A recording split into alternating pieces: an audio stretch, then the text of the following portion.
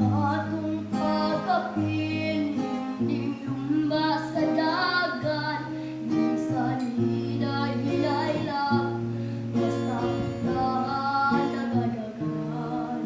Atog yun na maangkon, ang kinabuhing dayon, kung kita malunay lang, hangtod sa katapusan.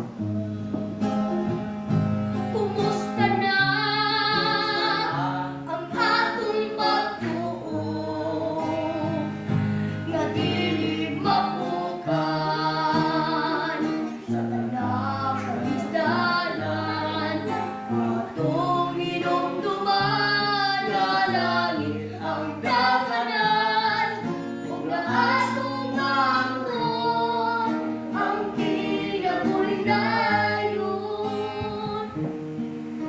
Lapang